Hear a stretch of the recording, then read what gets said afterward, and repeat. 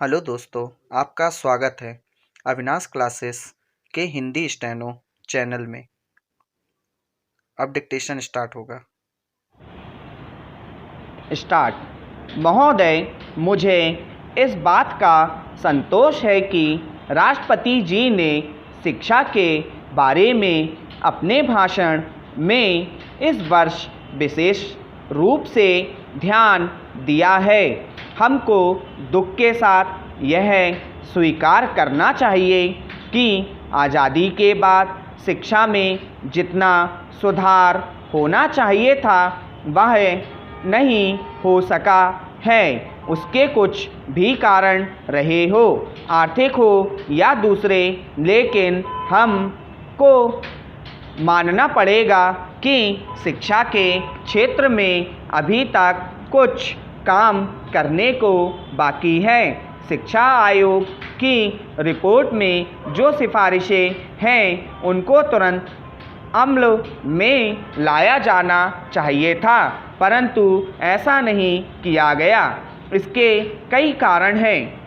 योजना आयोग ने और भारत सरकार ने बुनियादी शिक्षा को स्वीकार किया है। मैं यह कहना चाहता हूँ कि अभी वह ज़माना नहीं रहा जबकि बुनियादी शिक्षा को सिर्फ कुछ ही क्षेत्रों में चलाया जाए, कुछ ही बेसिक स्कूल खोले जाएं और बाकी स्कूल पुराने ढंग से चलते रहे।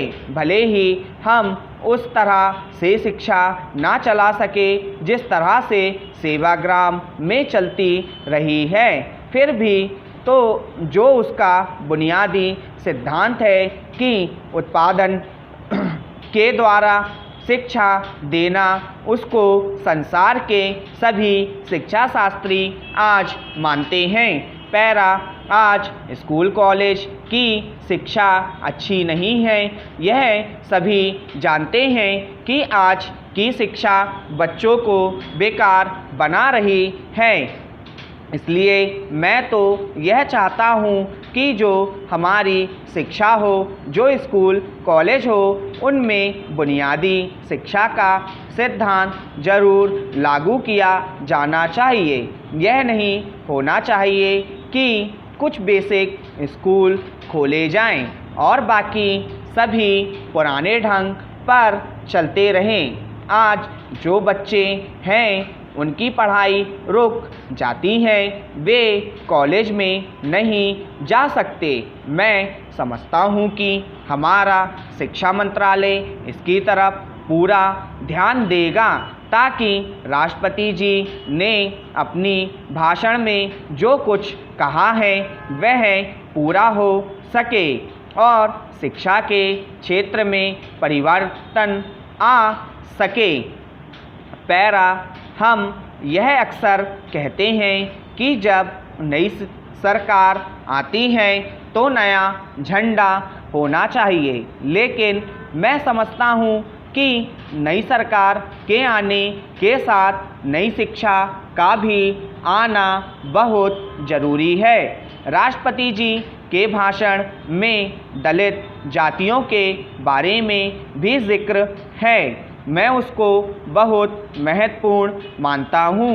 यद्यपि आज भारत स्वतंत्र है, लेकिन यदि हम हरिजनों की तरह और जो आदिम जातियां हैं उनकी तरफ ध्यान नहीं देंगे तो फिर सिर्फ सामाजिक ही नहीं, राजनीतिक उलझनों के खड़े होने का डर है। मुझे बहुत खुशी है कि गणतंत्र दिवस के अवसर पर दिल्ली में देश के कोने कोने से आदिवासी भाग ले रहे हैं। यह न केवल सांस्कृतिक दृष्टि से महत्वपूर्ण है बल्कि राजनीतिक दृष्टि से भी बहुत महत्वपूर्ण है। हमको समझना चाहिए कि जो आदिवासी लोग हैं, जो आदिवासी क्षेत्र हैं, वे भारत के अभिन्न अंग हैं।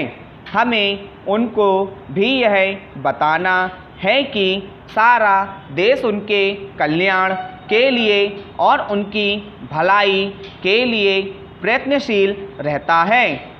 स्टॉप।